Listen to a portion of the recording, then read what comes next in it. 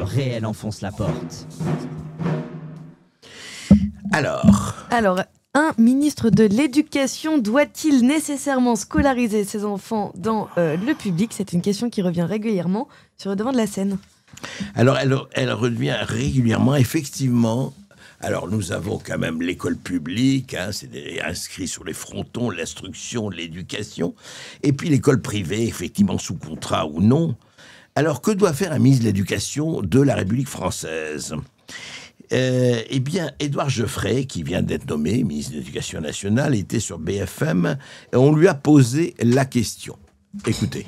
Vous, monsieur le ministre, privé ou public, où est-ce que vous avez choisi de scolariser vos enfants? Je crois que vous en avez 5. C'est une question très très personnelle, ça, qui touche à la vie privée et que j'ai d'ailleurs défendue dans ma carrière pour les Français. Mais pour être très transparent, mes enfants ont fait leur scolarité aussi bien dans le public que dans le privé sous contrat. J'ai des proches qui ont exercé aussi bien dans le public que dans le privé sous contrat. Et très important pour moi, c'est pas la question. L'enjeu pour moi, c'est en tant que ministre, mon rôle, c'est de garantir 2 choses. C'est l'universalité de l'enseignement, et les programmes sont les mêmes pour tous. Et c'est de garantir l'universalité de la protection des élèves. On est là pour instruire et protéger, qu'on soit dans le public ou dans le privé sous contrat. Les règles sont les mêmes de ce point de vue-là, et il faut les faire respecter. Donc vous avez dit, ils ont fait des allers-retours dans le privé et dans le public. Puisqu'on en parle et vous choisissez de jouer la transparence, effectivement. Vous avez certains de vos enfants qui sont encore scolarisés dans le privé aujourd'hui? J'en ai des 2 côtés, si je peux dire, oui, aussi bien dans le public que dans le privé. Alors, est-ce que le message qui est envoyé par cela, c'est quand vous mettez des enfants, par exemple, vous-même ministre de l'Éducation dans le privé, c'est-à-dire que vous n'avez pas confiance dans le public? Si j'avais pas confiance dans l'école publique, je ne lui aurais pas dédié un tiers de ma vie professionnelle et je serais pas ministre aujourd'hui. Voilà, effectivement, confiance dans le public ou confiance dans le privé. Vraie histoire, parce que, allez, on va pas se raconter des histoires, c'est le cas de le dire.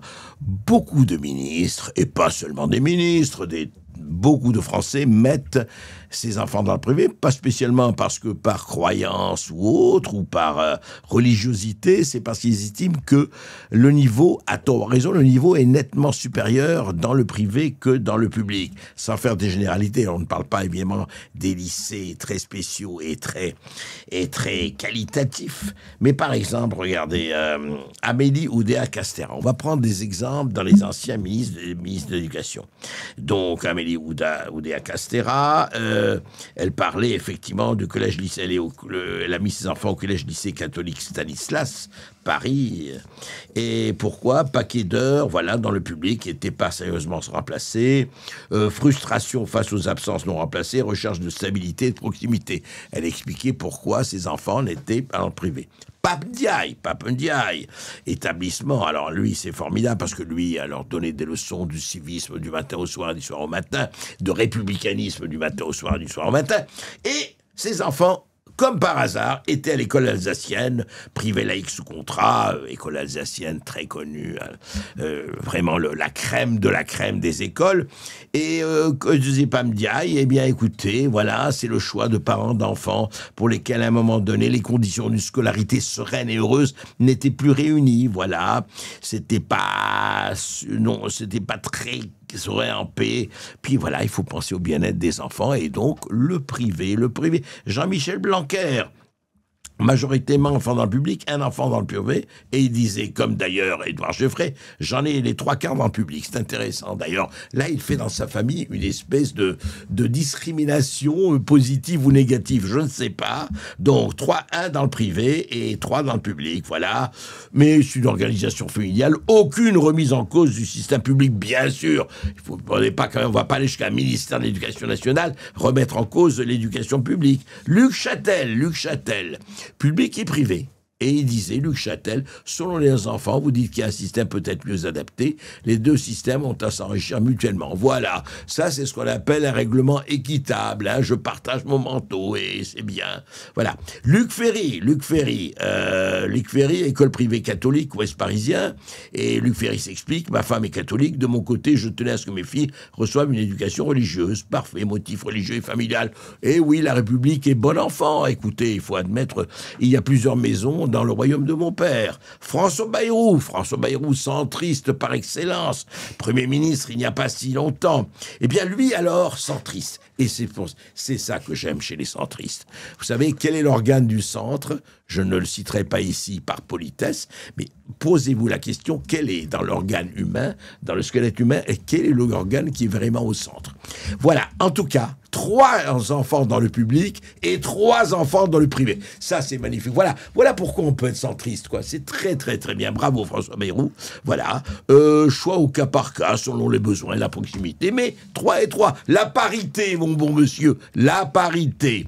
Et voilà. Alors, il y a des ministres qui ont choisi que le public. Il faut le reconnaître. Ils ont mis tous leurs enfants dans le public. Vincent Payon, Najat Vallaud-Belkacem, Benoît Hamon, et citation dit cohérence politique et symbolique avec leurs fonctions.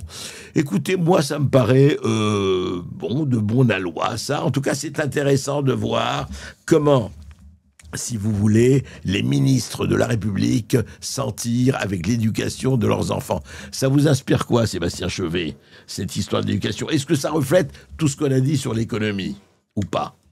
Ça reflète en partie. Faites ce que je dis, pas ce que je fais. Ouais. C'est aussi un discours hypocrite. L'ancienne ministre des Sports, c'est tout à fait ça. Parce que c'était faux. Elle a déclaré que les fonctionnaires n'étaient pas remplacés. C'était totalement faux. Après vérification, rue Littré, pour ne pas la nommer, l'école dont les professeurs avaient été absents avait été remplacée. Ouais. Donc il y a de l'hypocrisie, il y a de la malhonnêteté. Disons que mentir est devenu un sport. Un sport national. National ou un postulat. Voilà. Ouais. Donc c'est... Parce que c'est intéressant, parce qu'on se dit, ministre de la République, quand même, si l'école publique a un sens, c'est vrai que leurs enfants, si vous êtes ministre, leurs enfants devraient être dans le public. Ils devraient, comme le disait Peggy, faire partie des hussards de la République. Voilà. Voilà. Et c'est pas le cas. Ils sont donneurs de leçons sur les plateaux de télévision en disant l'école publique, l'école publique, mais dans les faits, ils vont dans des établissements privés. Que les hussards ont rangé leurs armes et leur juste au corps et leurs uniformes pour je ne sais pas quel oripeau, mais peut-être pour une classe de personnes qui se prend qui a un air supérieur, d'une manière générale, très condescendant à l'égard de la République, et qui rêve aux lubies mondialistes du matin au soir. Et oui, vrai problème. En tout cas, merci Sébastien Chevet.